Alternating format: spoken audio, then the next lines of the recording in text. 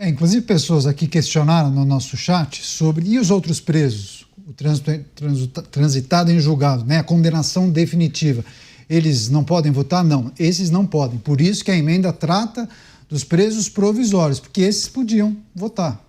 Você, Mota, você inclusive chegou a fazer um comentário lá atrás a respeito dessa emenda que foi apresentada por Marcel Van Hatten. Emenda aprovada.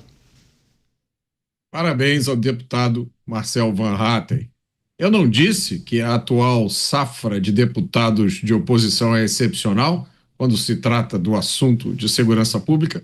É preciso uma enorme clareza e coragem para colocar esse assunto em pauta e conseguir aprová-lo.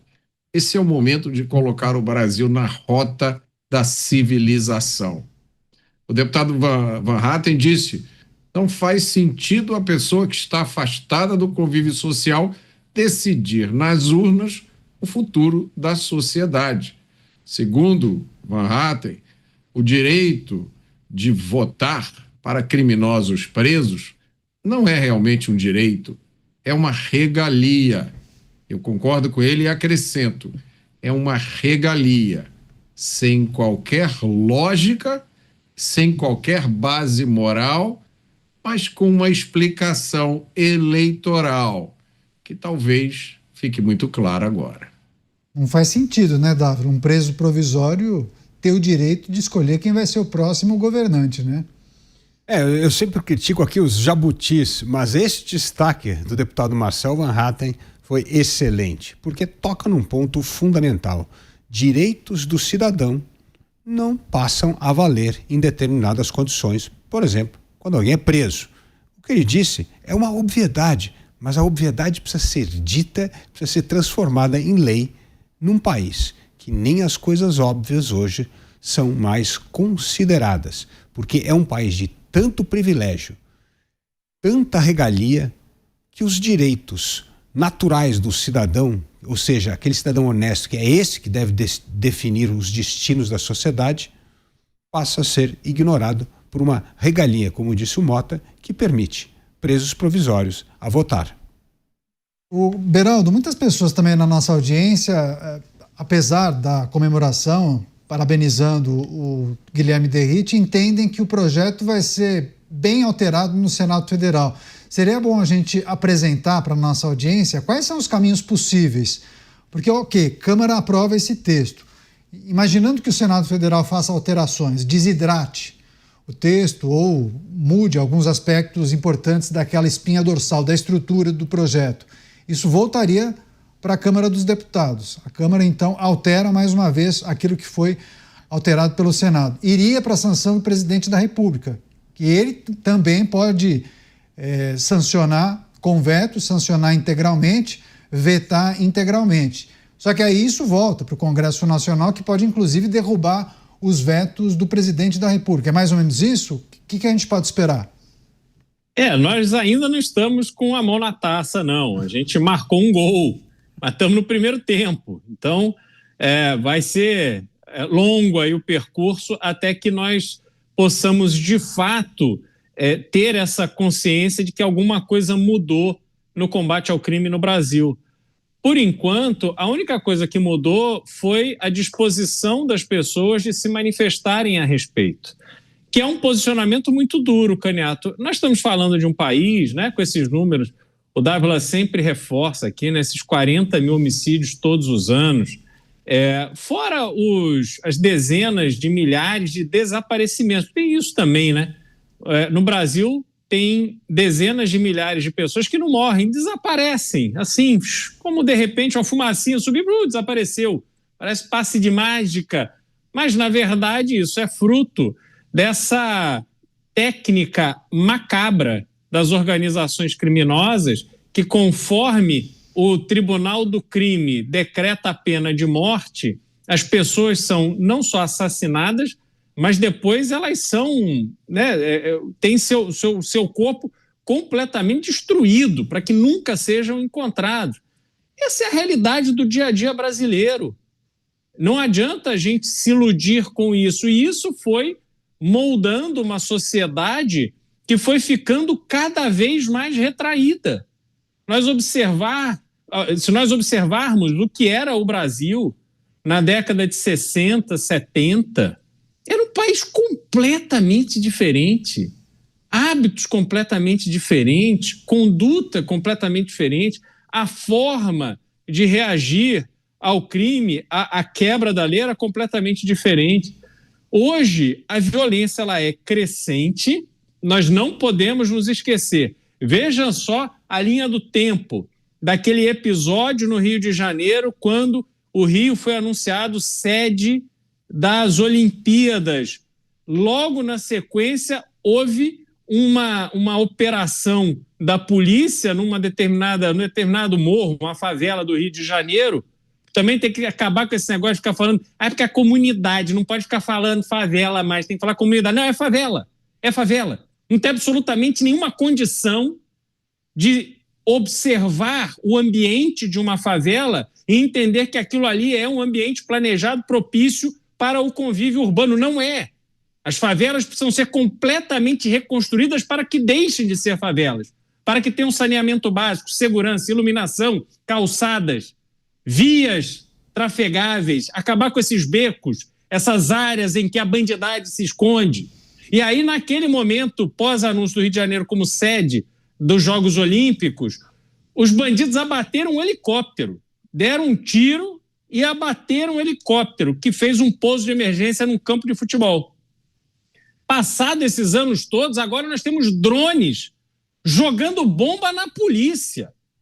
Veja como nós não melhoramos com Copa do Mundo, com Jogos Olímpicos, com COP30, não é, presidente? Nós não melhoramos absolutamente nada. O Brasil segue ladeira abaixo na questão da criminalidade. Portanto, Caniato, a única coisa que mudou por enquanto é a disposição das pessoas de reconhecerem o caos absoluto que toma conta do Brasil e de que a polícia tem que agir de forma severa e o judiciário tem que cumprir o seu papel de condenar e manter preso essas pessoas que estão destruindo o Brasil. Zé, deixa eu passar para o Danúzio. Danúzio, ontem nós falávamos sobre a escolha de Alessandro Vieira, ele será o relator do PL Antifacção no Senado Federal. Enfim, já anunciou que fará uma revisão técnica no projeto e vai promover audiências públicas para discutir os pontos mais sensíveis. Queria escutá-lo a respeito desse nome que a gente pode esperar com a relatoria de Alessandro Vieira. Aparentemente vão tentar postergar, que é uma das maiores habilidades dos políticos, né? Só para a gente ter um caso aqui para ilustrar bem de como os políticos adoram ganhar um pouco mais de tempo, aqui o nosso vizinho, Nicolás Maduro, que está sendo apertado todo lado pelos Estados Unidos.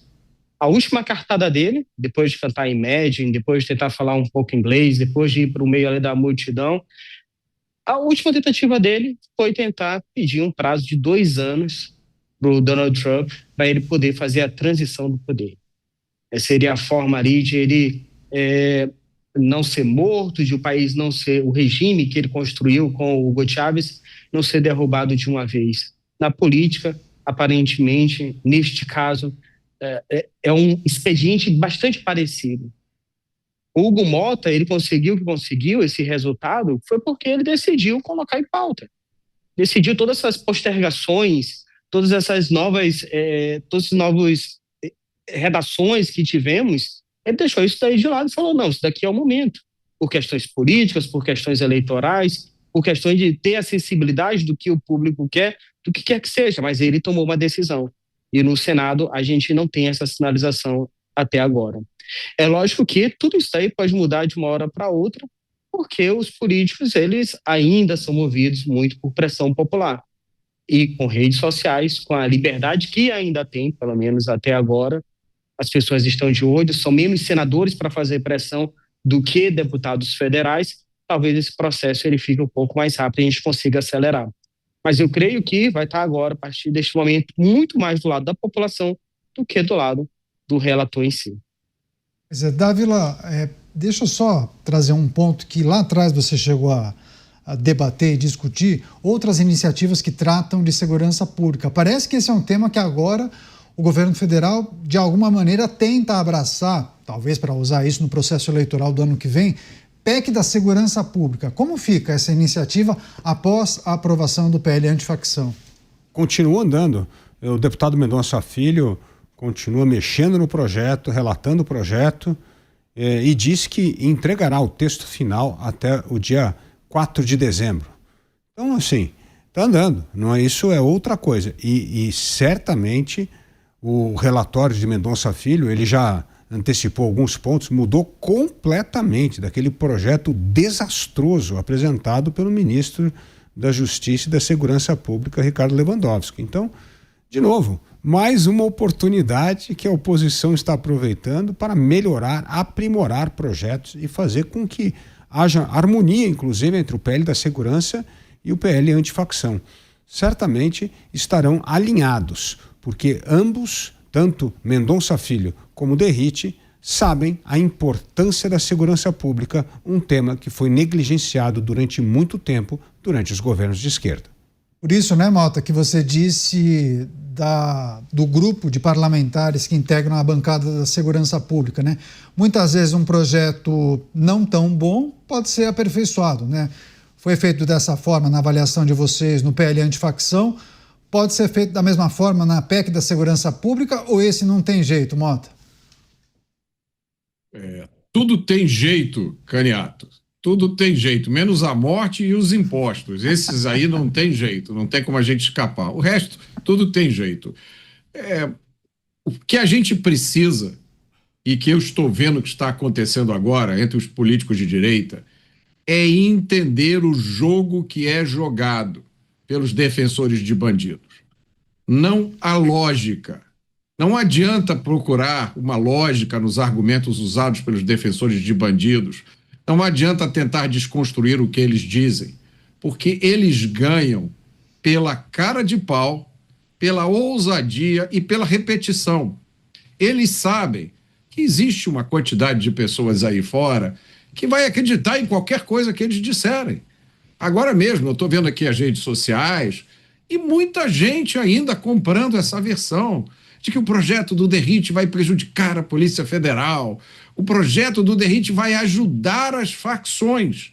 Derrite, policial militar de elite da Rota, secretário de Segurança de São Paulo, parlamentar que acabou com a saidinha, ele foi o relator daquele projeto que acabou com a saidinha. As pessoas conseguem acreditar nesta narrativa, que o Derrite está trabalhando para as facções.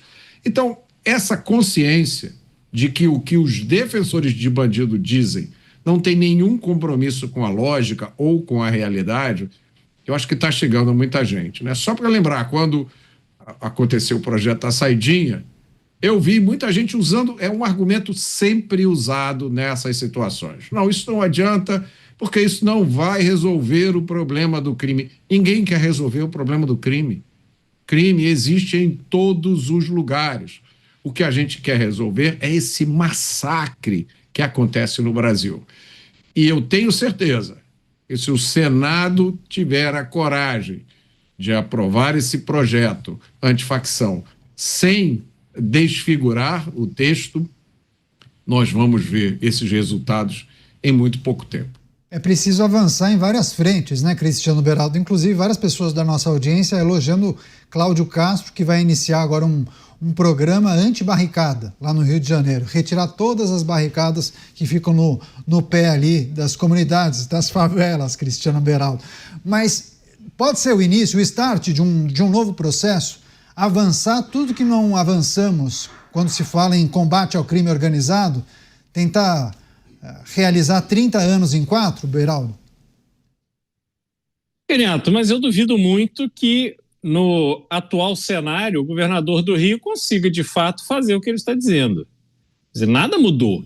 Ele não vai ter o apoio do Supremo Tribunal Federal, Ministério Público, para que ele possa colocar a Polícia Civil, a Polícia Militar do Rio de Janeiro, para recuperar as centenas de áreas que estão completamente dominadas pelo crime organizado.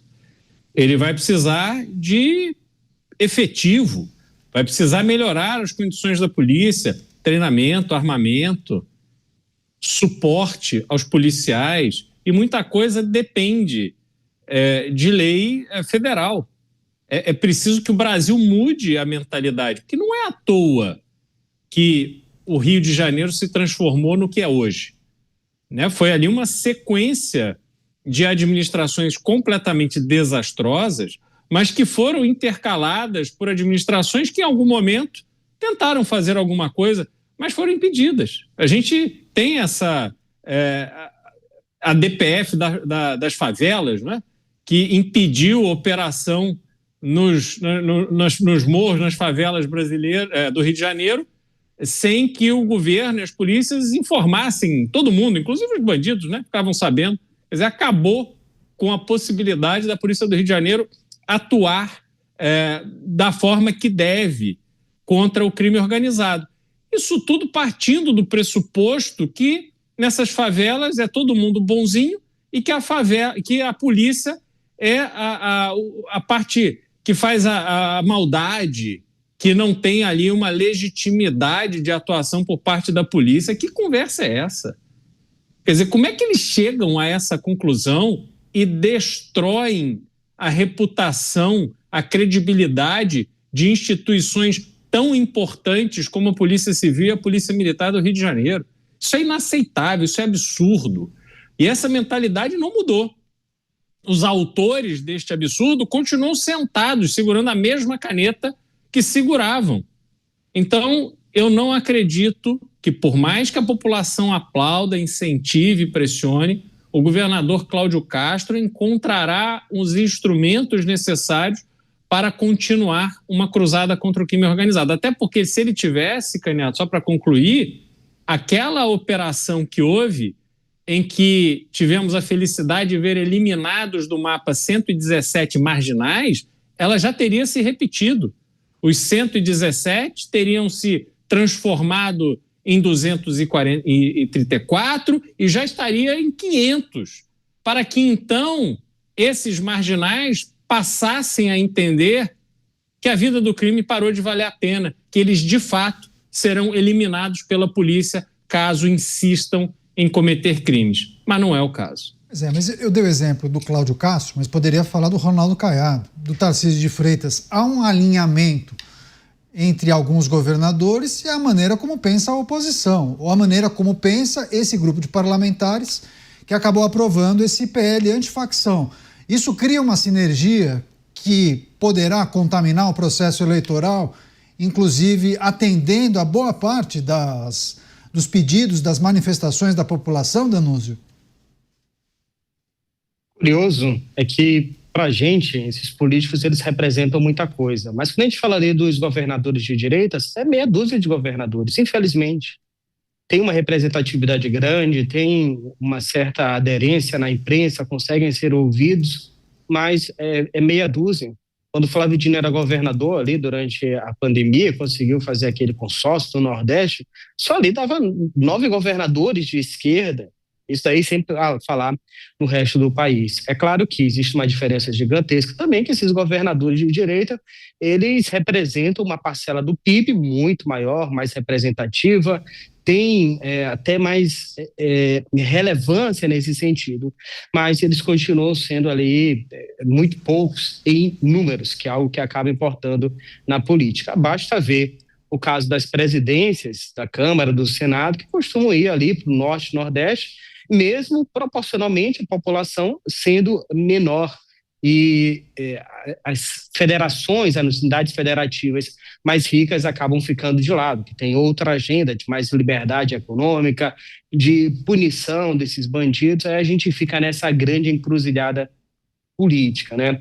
Mas é claro que existe bastante esperança, pelo menos da minha parte, porque senão nós nem estaríamos aqui nessas discussões, colocando as nossas caras à tapa, de que as coisas possam melhorar. É o caso dessa mega operação do Rio de Janeiro, essa população que começa a ter voz e, de alguma forma, o próprio Cláudio Castro, ele falou recentemente que a DPF lá do STF, ela contaminou tanto o processo que ele precisou ali dizer, sei lá, para 10, 12 órgãos do governo, às vezes uma prefeitura, uma secretaria, enfim, ele tem de falar para tanta gente que é impossível a operação ela não vazar do jeito que as coisas estão hoje.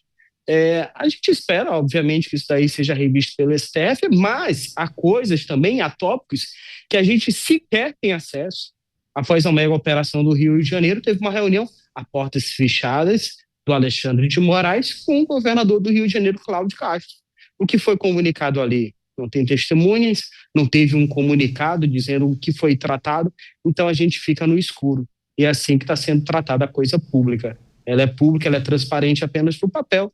Tem lá o princípio da publicidade na Constituição, mas é um princípio que nem sempre é observado.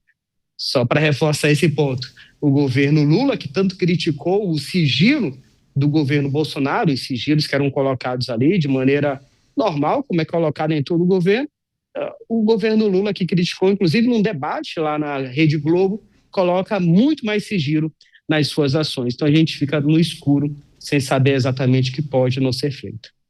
Dávila, queria pedir a sua análise sobre as articulações políticas, os recados que foram dados a partir da aprovação desse texto, porque nós víamos parte do centro ainda de mãos dadas com o governo federal, né?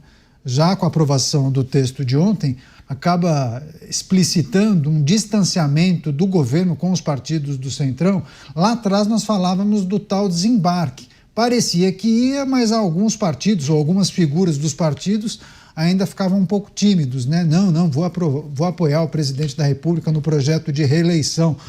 Qual é o recado a partir da aprovação desse texto? O recado é o seguinte: quando se trata de segurança pública, o Centrão está com a direita. Quando se trata de repasse de cheque do governo para as bases, o governo está com a esquerda. É assim que o Centrão vai atuar sempre. Depende da pauta. Nesta pauta, o Centrão está alinhado com a direita, porque sabe como esse sistema é sensível à população e essa história de bandidagem já deu. As pessoas estão perdendo familiares, perdendo o sono, perdendo a confiança no país por causa do excesso de violência. Por isso, o Centrão provavelmente acompanhará a oposição no assunto de segurança pública. Mas tem que ver também o avanço das articulações para as eleições, inclusive há indicações de que o Centrão deve focar os esforços para conseguir mais cadeiras na Câmara dos Deputados e também escolher as figuras importantes e estratégicas para a disputa do Senado. Você, Mota, essa articulação dos partidos na aprovação de um texto, mas dali a 2 semanas pode, inclusive, flexibilizar a sua convicção, porque talvez seja importante, né, receber um cheque um pouco mais poupudo para determinado projeto? Isso geralmente acontece, Caniato, mas nesse assunto em particular, eu estou torcendo para que a gente tenha ultrapassado uma fronteira da qual não há volta. Eu tenho a sensação de que essa consciência chegou à classe política, até pelas declarações que a gente está ouvindo, vindas de parlamentares, de políticos que nunca foram muito ligados nesse assunto, que estão demonstrando agora uma firmeza nesse assunto que eles não conseguem demonstrar. E tem outro fator, Caniato, que me leva a acreditar nisso, que é a reação que eu estou vendo nas redes sociais de perfis que são claramente ou ativistas pagos ou robôs. Estão reforçando essas narrativas sem pé nem cabeça, estão atacando as pessoas que apoiam a atuação da polícia e o endurecimento da lei. Então, essa reação que eu acho que estou vendo aqui não foi de graça. Isso deve estar sendo muito bem remunerado, deve estar custando muito dinheiro. Então, para a esquerda, para os partidos de esquerda terem armado essa reação toda aqui, isso provavelmente vai resultar em tentativa de intimidar os políticos, mostrando que esse assunto, né, está sendo reprovado. Estão usando expressões ruins para se referir ao Congresso. Isso, para mim, é uma demonstração, como eu já disse aqui, de que a esquerda está ficando desesperada, porque já sofreu esse PL antifacção uma derrota histórica. E tudo indica que essa derrota não vai ser a única. 370 votos favoráveis, 110 contrários, e a avaliação de que o centro teria abandonado o governo nessa pauta, apesar de alguns integrantes desses partidos integrarem a esplanada dos ministérios, né, Beraldo? Mas isso também não quer dizer mais muita coisa, Caniato. Foi-se o tempo em que havia um acordo com o partido e aí o partido se unia para apoiar o governo. Hoje já faz parte da própria estratégia de manter essa tensão, porque quanto mais tensão, mais dinheiro. E o esforço financeiro feito pelo governo para reverter a aprovação do PL antifacção, ele está aí, a tal emenda Panetone, né? 3 milhões de reais adicionais para cada um dos parlamentares. Então o governo usa o nosso dinheiro, o dinheiro do contribuinte brasileiro, para financiar um propósito contrário ao interesse do contribuinte brasileiro, especialmente do contribuinte, que é o contribuinte o mais afetado pela criminalidade. Aqueles que vivem à margem da economia formal, eles, em geral, estão associados às atividades ilícitas que têm interesse na manutenção do status quo da criminalidade. Mas o contribuinte, esse que tem consciência do quanto ele trabalha para pagar imposto, esse quer ver o malandro se dando mal, ele quer ver o bandido na cadeia, ele quer ver a polícia sentando o dedo em gente de facção criminosa, de milícia, quer ver um país sendo moralizado, coisa que não acontece. Nós estamos na contramão do interesse público e o governo não está nem aí para a opinião dessas pessoas. Aliás, ao contrário, o governo anuncia auxílio, emenda Panetone, ao mesmo tempo em que anuncia aumento de impostos. Nós estamos completamente lascados. O Brasil tornou-se um país absolutamente inviável. 2026 será um ano dificílimo e nós não conseguiremos virar o ano de 2026 para 2027, já com um novo presidente eleito, sem que haja uma reforma brutal no equilíbrio das contas públicas brasileiras. Caso contrário, 2027 começará sem dinheiro no caixa para pagar salário, para pagar conta de luz, para pagar as coisas básicas. E aí não adianta achar que vai ficar vivendo de esmola, não, porque mesmo as pessoas que dependem do Bolsa Família ficarão a ver navios num país que se tornará completamente inviável. Você, Danúzio Neto, como fica o jogo político a partir de uma derrota do governo que recebeu tantos holofotes? Lula quer a reeleição e, naturalmente, é preciso levar em consideração, ele tem a máquina, e aí? E para o Lula, o Congresso ele só tem legitimidade se disser amém para o que o governo federal fala. Se o Congresso Nacional ele começa a pensar por conta própria, começa a ter a sua própria agenda, ele perde a legitimidade. E isso daí é curioso porque quando o Bolsonaro ainda era presidente e havia discussões de saídas para o país dentro que estava na Constituição, e isso aí depois entra até em processo no STF, falando de estado de sítio, estado de defesa, sei lá, tudo que está na Constituição, isso daí era golpe. Naquela época, curiosamente, se dizia que qualquer desarranjo, mesmo que ele estivesse dentro do que a Constituição diz, ele seria um evento golpista. E agora não. Qualquer linha que você coloca ali do lado de fora, né, que você não diga amém para o governo, você é que acaba sendo golpista. Isso daí é bastante interessante, porque eu estava lembrando agora, enquanto a gente estava discutindo, que lá atrás, o judiciário brasileiro, pelo STF, ele dizia que qualquer dessas manifestações que você colocava ali, de saída, que ela seria institucional, né, você estava cometendo um golpe. Eu estou trazendo isso daqui, é bastante interessante, porque agora o governo executivo, ele não... O que eu queria falar, na verdade, era o seguinte, que eu acabei me perdendo no raciocínio. Era o estado de sítio, o estado de defesa, que estava sendo falado naquele momento, ele era considerado um golpe mesmo quando não era. E neste momento o governo federal ele não aceita a legitimidade. O governo ele se aproxima nessa sua ânsia de centralização do que são os governos ditatoriais, como é o da Venezuela, como foi o da Argentina, por exemplo, como foi o governo de Cuba. Então, ele não quer diálogo, ele quer, na verdade, obediência. Ele não quer saber da vontade popular, ele quer saber apenas se os outros poderes eles dizem amém, se existe ou não um alinhamento absoluto. A Globo News chegou ali, em determinados comentários, inclusive, a dizer que, olha só, o Congresso está pensando por conta própria, isso daí em outras pautas, sempre tentando deslegitimar o que o Congresso ele fala, do que o Congresso ele pode pensar em algum momento. Então, isso daí ele acaba sendo perigoso.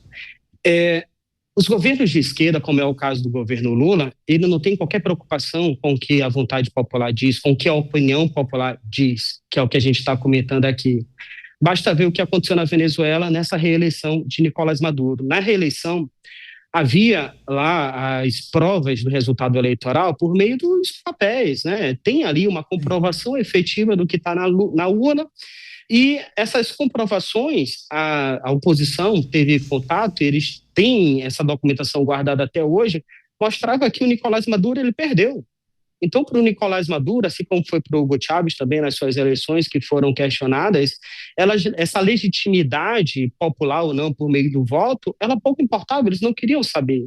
E foi o que aconteceu também no caso de Cuba. Cuba que não tem mais eleições limpas, transparentes, participação popular, mas para eles não interessa.